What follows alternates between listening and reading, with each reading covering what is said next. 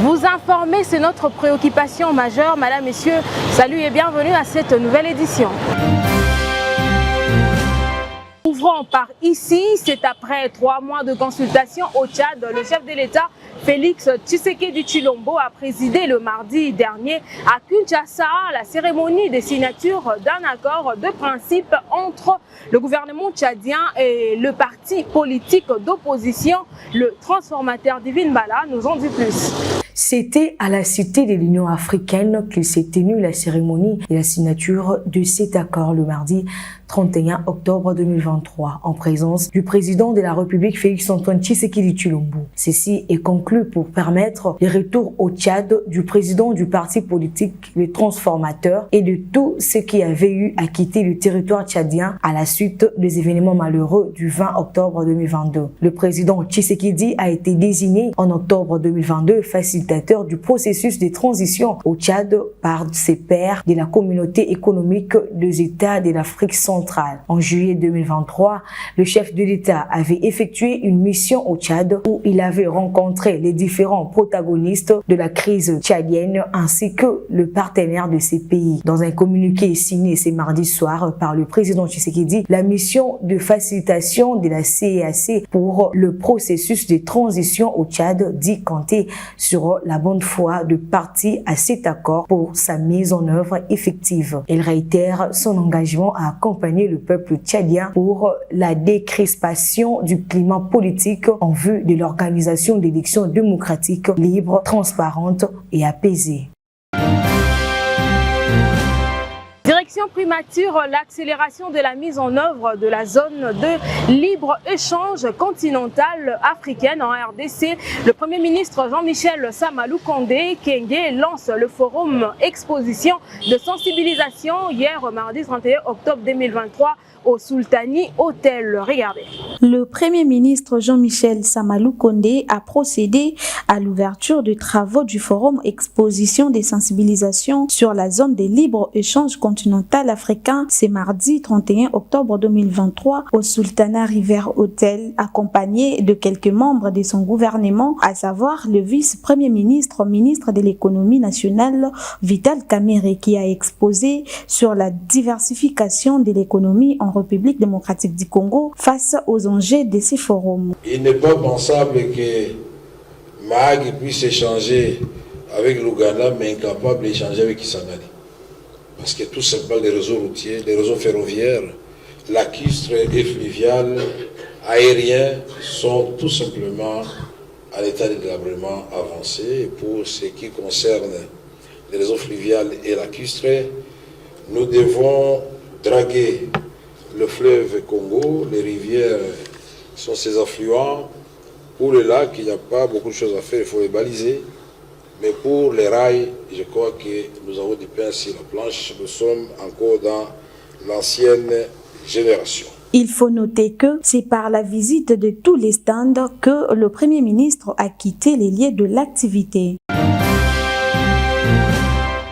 S'est tenu hier mardi 31 octobre 2023 en direct de la télévision nationale un briefing du ministre de la Communication et Médias Patrick Mouyaya Kateboué, conjointement animé avec le ministre de l'Industrie Julien Paluku. Plusieurs sujets étaient à l'ordre du jour. Marthe Moussangué pour ses propos recueillis. Deuxième concept économique. Troisième concept spécial. Zone, ça veut dire c'est un espace économique dans lequel se déroule une activité économique spéciale, espace à l'intérieur duquel l'État accorde des facilités qui dérogent au droit commun. C'est-à-dire, quand vous vous y installez, par exemple, première facilité, c'est que si vous aménagez la zone, c'est-à-dire vous êtes le développeur d'une zone économique spéciale, l'État vous accorde des exonérations de 10 ans. C'est-à-dire, vous construisez, vous importez des machines, vous y faites tout ce que vous faites, tout ce que vous amenez pour aménager la zone, vous avez 10 ans d'exonération. Et après 10 ans, on fait une évaluation. Et si l'évaluation est satisfaisante, on vous accorde encore 10 autres années. Ça fait 20 ans. Et à la 21e année, vous commencez à payer 50%, la valeur de 50% des impôts que vous devriez payer. Alors, lorsque vous êtes une entreprise maintenant qui est attirée par les développeurs à l'intérieur de la zone, vous avez des exonérations de 5 ans. Vers la campagne électorale en République démocratique du Congo, le bourgmestre de tous les 24 communes ont été reçus sur invitation par le président de l'Assemblée nationale, Christophe Mbosso Kodia, le mardi dernier. Esther Mouzambé nous en dit plus. Dans la soirée du mardi 31 octobre, Christophe Mbosso Kodia Pwanga, président de l'Assemblée nationale, a reçu en audience les bourgmestres de toutes les 24 communes de la ville-province de Kinshasa et leurs adjoints dans la salle des conférences de président du Palais du Peuple. Au menu de leur échange, leur situation salariale, l'insécurité dans la ville ainsi que la politique. Ce sont des bourgmestres qui tiennent la ville et nous sommes à un moment de pré-campagne. Nous aussi, nous avions besoin de bourgmestres pour qu'on parle de la pré-campagne avant d'entrer dans la campagne proprement dite. Mais les bourgmestres ont sollicité un rendez-vous que j'ai accordé immédiatement. Nous avons parlé des problèmes qui les concernent, eux, au premier point. Ensuite, nous avons parlé de la sécurité dans la ville de Kinshasa. Et enfin, nous avons parlé de la politique, essentiellement de l'Union sacrée. Il faut souligner que les bourgmestres qui tiennent la ville et surtout pendant cette période de pré-campagne joueront un rôle important, notamment pour maintenir la paix dans la ville. Autre chose à présent, après l'investiture de David Paul Olongui à la tête des églises de réveil du Congo, plusieurs réactions tombent de partout. Le cas de colonel Matondo, représentant légal de l'église armée du Sali au Congo, qui demande la rencontre de toutes les confessions religieuses avec le président de la République avant le scrutin prochain. Je crois que la situation que traverse notre président Dodo Kamba mérite quand même notre réaction et notre appui. Je suggère à tous mes collègues membres de la plateforme qu'on voie le président de la République pour surseoir ce soulèvement au sein de l'église de réveil du Congo et qu'ils attendent jusqu'à la tenue des élections. Et après les élections, ils pourront revoir la situation. Parce que pour le moment, ce n'est pas simplement l'RSC qui est en crise, mais nous également, nous sommes d'une manière ou d'une autre affectés parce que Dodo Kamba représente au sein de la plateforme l'RSC, qui est l'église de Christ de réveil au Congo.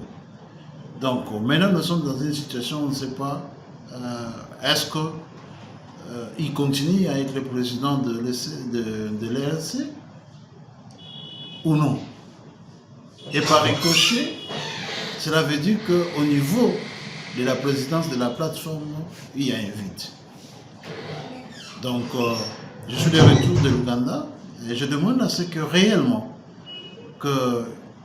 en urgence, que nous voyons le président de la République pour surseoir ce soulèvement au sein de l'RSC, afin que nous allions d'abord aux élections.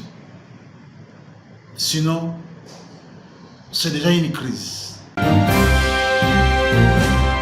Parlant de sécurité à présent, une séance de travail entre le chef d'état-major, le général Chiwewe Songesa Christian et ses homologues de forces de défense sud-africaines, de forces de défense malawite et l'armée tanzanienne. C'était le lundi 30 octobre 2023. Retour en image plus commentaire.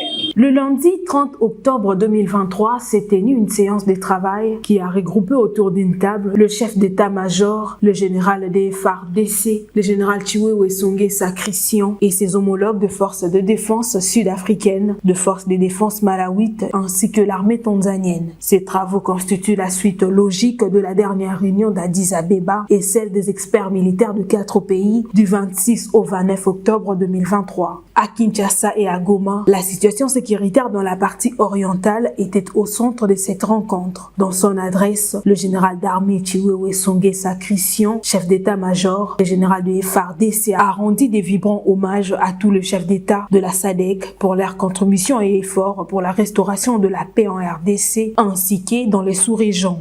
Monsieur le Président de la République démocratique du Congo, son Excellence Félix Antoine Tshisekedi Tshilombo, pour leur volonté manifeste de contribuer une fois de plus aux efforts de rétablissement de la paix et de la sécurité dans la sous-région et plus particulièrement en République démocratique du Congo, où sa partie Est fait face à l'agression de l'armée rwandaise sous couvert des terroristes du M23.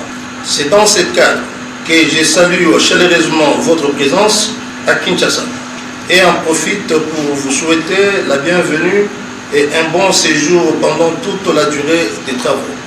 Les présents travaux font suite à la réunion à huis clos de chefs de défense des États qui ont souscrit à la contribution des troupes de la mission de la SADC en République démocratique du Congo. Notons par ailleurs que la primeur de décision de cette rencontre est réservée au ministre de Défense de 4 pays.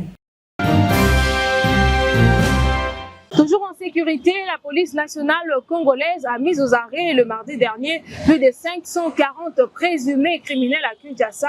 Ces derniers sont accusés notamment de meurtre, kidnapping, cambriolage et détention illégale d'armes blanches à fait. Regardez.